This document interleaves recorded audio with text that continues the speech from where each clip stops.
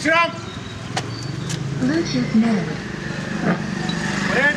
Southern. Bluetooth mode.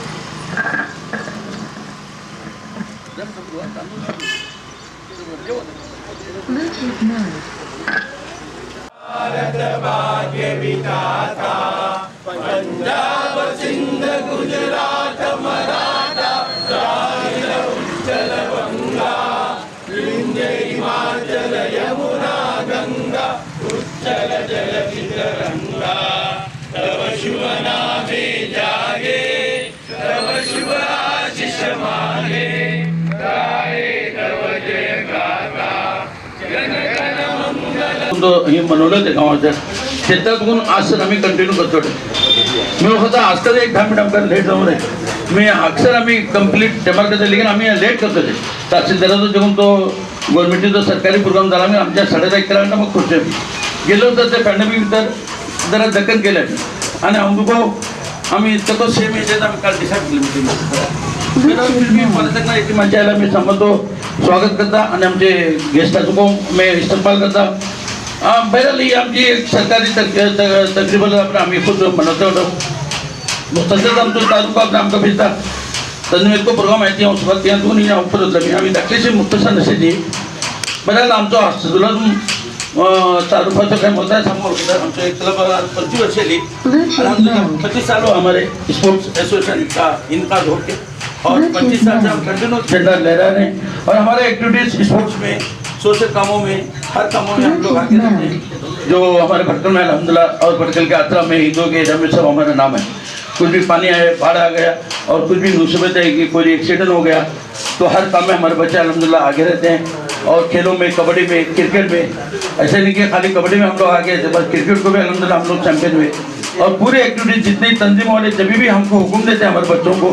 हर मामले में हम लोग आगे रहते हैं और सरपैरेज में रहते हैं अल्हम्दुलिल्लाह ये हमारी बहुत अच्छी है बच्चों की और जब भी हमारे बटन मारते बच्चे लोग कभी भी हमारे तंजीम के और हमारे फेडरेशन के माता जो भी काम करते हैं हमारे कार्यकर्ता की सब जो हुक्म देते हैं उस काम को हम लोग निभाते हैं बस इतना हमारा ताल्लुक है और इसके बाद मैं आप मेहमानों का और एक बार मैं वेलकम करता हूँ और दोनों को भी मुख्तसर ताल्लुक करना ये मौलाना अब्दुल बारी साहब के फर्जन है और अल्हम्दुलिल्लाह भी काजी भी हो गए हमारे जमातुल मुस्लिमीन के नायब काजी मैं उनको हमारे एसोसिएशन की तरफ से उनको मैं बधाई देता हूँ मुबारकबाद देता हूँ अल्लाह ताला से दुआ करता हूँ अल्लाह ताला उनको तरक्की दे उनसे और अच्छे काम ले लें और हम सबको भी उनके अंदर काम करके नसीब दे दे अल्लाह बहरहाल उनके बाद हमारे प्रोफेसर मुल्ला साहब है वो भी रिटायर हो गए अभी इसमें 1-2 महीने के पहले और हमारे इंजीनियरिंग अंजुमन कॉलेज में प्रिंसिपल थे मैं सबसे पहले यौम आज़ादी के 75 साल की सबको मुबारकबाद पेश करता हूँ और उसी के साथ बड़े खुशी से मैं असदुल्लाह स्पोर्ट्स एसोसिएशन के 25 साल पूरे होने पर भी उनको मैं अपने दिल की गहराइयों से उनको मुबारकबाद देता हूं और मुझे जानकर खुशी भी कि स्पोर्ट्स क्लब तकरीबन 25 साल से हर मैदान में अपना लोहा मनवा चुका है न ही कबड्डी बल्कि हर खेलों में हर सोशल एक्टिविटीज़ में जिनसे इंसान की मदद हो सकती है उन कामों में जिन्होंने अपना जैसे कि आप जानते हैं कि ब्रिटिश लोग जो है तिजारत करने के बहाने हमारे मुल्क में आए मुल्क में आकर तिजारत करने के साथ साथ उन्होंने हमारे मुल्क पर कब्जा किया तकरीबन 250 साल तक उन्होंने हमारे हिंदुस्तानियों को गुलाम बनाकर रखा उसके बाद 1857 में हमारे हिंदू मुस्लिम सिख ईसाई भाइयों ने मिलकर इनके खिलाफ लड़ाई की ताकि हम आज़ाद हो सके हम आज़ादाना ज़िंदगी बसर कर सके और इनकी गुलामियों की जंजीरों से बाहर आ सके ये जंग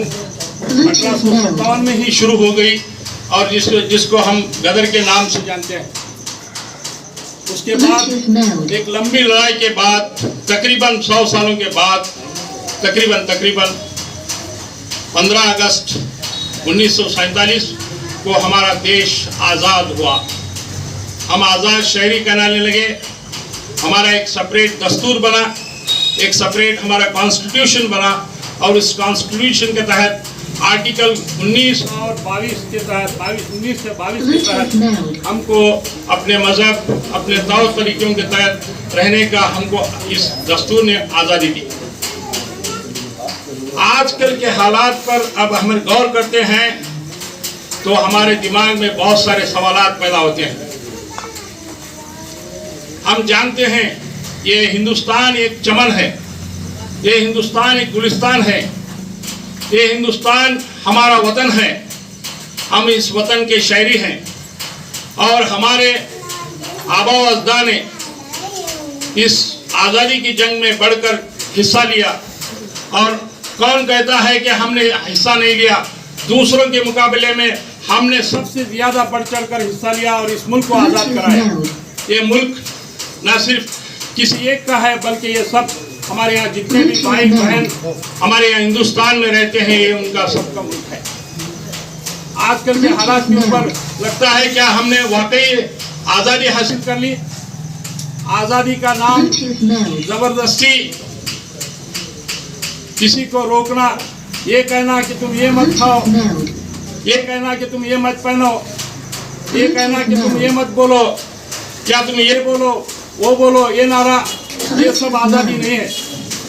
आज़ादी का मतलब है दस्तूर के तहत हर शहरी को अपना रहने का हक है। जैसे एक चमन में सब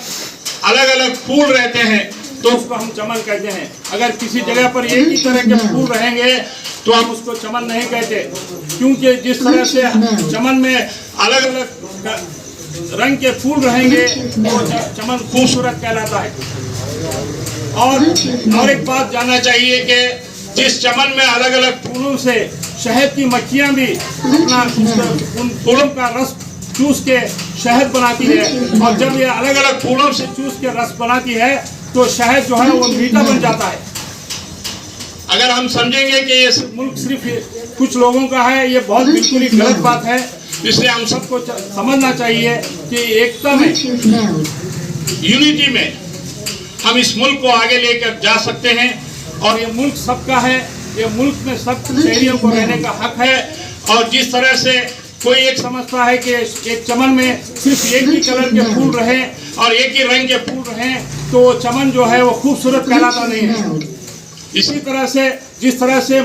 शहद की मक्खियाँ अलग अलग फूलों से अपना रस लेकर जाती है, जिस तरह से शहद मीठा होता है, हम मिलकर रहेंगे और सालिमियत को बरकरार रखेंगे, और इस मुल्क के जो बढ़ने के लिए और एक सुपर पावर बनाने के लिए हम सब मिलकर काम करेंगे तो इंशाअल्लाह आने वाले दिनों में हमारा मुल्क जो है एक सुपर पावर बन सकता है। अगर इसी तरह से हम झगड़ते रहेंगे, लड़ते रहेंगे और दूसरे हमको झगड़ने लड़ाने के काम करते रहेंगे और उनकी बातों में आकर हम काम करेंगे तो फिर हम आगे नहीं बढ़ने वाले। तो मैं और एक मरतबा सबको मुबारकबाद देता हूँ और अपनी बात को ख़त्म करता हूँ। मतलब बहुत अच्छी बात उन्होंने कही, पूरी इंडिया की हिस्ट्री उन्होंने शॉर्टकट में बताया और कुछ सुनने का दिल हो रहा था। सबसे पहली बात यह है, एक वक्त था जब इस मुल्क पर सल्तनत मुगलिया का साया था और उस झंडे तले यहाँ के लोग जिंदगी गुजार रहे थे। एक बहुत बड़ी हुकूमत थी और दुनिया के नक्शे पर सल्तनत मुगलिया एक ताकतवर हुकूमत थी, ख़ासतौर पर हज़रत औरंगज़ेब आलमगीर रहमतुल्लाह अलैह के ज़माने में। फिर वो वक्त आया जब 7 समंदर पार से एक डाकू लुटेरे इस मुल्क पर काबिज हुए और उन्होंने इस मुल्क को लूटा, डिवाइड एंड रूल की पॉलिसी अपनाई। 150 साल तक ये वक्फा चला, लेकिन उन 150 सालों में हमें मालूम होना चाहिए बहैसियत मुसलमान 120 साल तक एक तारीख की हकीकत है जिसको कोई झुठला नहीं सकता, और जो चाहे वो तारीख की किताबों को खंगाले, बल्कि उन किताबों को देखे जो सही और इंसाफ पसंद अंग्रेज मौर्रिखों ने लिखी है कि 120 साल तक तन्हा मैदान में मुसलमान रहे, तन्हा। हुकूमत उनसे ली गई, इख्तिदार से वो महरूम हुए, तो अंग्रेजों की जुल्म और सितम का सबसे ज्यादा निशाना भी मुसलमान बने। پھر آخر کے جو 20 اور 30 سال تھے اس میں اس ملک کی دوسری اقوام بھی مسلمانوں کے ساتھ شامل ہوئی. 1857 تو بہت بعد کی بات ہے، اس سے پہلے سے مسلمانوں نے اس ملک کو آزاد کرنے کی کوشش کی ہے اور اتنی قربانیاں دی ہے. میں 2-3 آنکڑے آپ کی خدمت میں رکھنا چاہتا ہوں. 1857 کے سلسلے میں ایک انگریز مورخ نے لکھا ہے کہ 50,000 علماء، 1-2 نہیں 50,000 علماء اور 5 لاکھ مسلم عوام شہید ہوئے. دہلی سے کوئی علاقے چاندنی چوک یا کوئی علاقہ ہے کہ ہر درخت پر مسلم عالم دین کی لاش لٹکی ہوئی. 1 اور 2 نہیں 10 ایسے نام ہیں. مشکل یہ ہے کہ جب جنگ آزادی کے رہنماؤں کا نام آتا ہے تو ہم لوگ مسلمانوں میں سے 2-3 لوگوں کا نام جانتے ہیں بس، جبکہ ہزاروں لوگوں نے اس کے پیچھے قربانیاں دی. کتنے نام ہیں؟ پہلے ٹیپو سلطان سے آپ لوگ اگر شروعات کریں، بلکہ اس سے پہلے سے، تو پھر اس کے بعد 1857 میں جن علماء نے دی اور پھر اس کے بعد کے ادوار میں کتنے علماء نے قربانیاں دی، جیلوں کے سلاخوں کے پیچھے گئے. کالا مولانا جعفر تھانیسری انہوں نے باقاعدہ کتاب لکھی ہے، آپ بیتی لکھی ہے، جب ان کو کالا پانی انڈومان بھیجا گیا تھا کہ وہاں کتنے سال وہ رہے اور کیسے ان پر مظالم ہوئے، باقاعدہ انہوں نے کتاب لکھی. بس شکایت اس سے ہو سکتی ہے کہ ہم لوگ تاریخ نہیں پڑھتے، ہم لوگ اپنی تاریخ نہیں جانتے. ٹیپو سلطان نے کیا کیا، مولانا رشید احمد گنگوہی نے کیا کیا، مولانا جعفر تھانیسری نے کیا کیا، مولانا حضرت سید احمد شہید نے کیا کیا، اس سے پہلے شاہ عبدالعزیز نے کیا کیا. ہم لوگوں کو بالکل واقفیت نہیں، اس لیے جب لوگ کہتے ہیں کوئی بات تو ہم لوگ بالکل سچ سمجھتے ہیں اور ہم اپنی تاریخ کو فراموش کر دیتے ہیں. حضرت شیخ الہند مولانا محمود الحسن کو مالٹا کی جیل میں بھیجا گیا، یورپ کا ملک ہے مالٹا، وہاں بھیجا گیا اور ان کو ایک جگہ الگ لے کر جایا جاتا تھا اور انگریز ان کو گرم لوہے کی سلاخیں ان کے اندر اور گرم لوہوں سے ان کے جسم کو داغا جاتا تھا اور کہتے تھے کہ محمود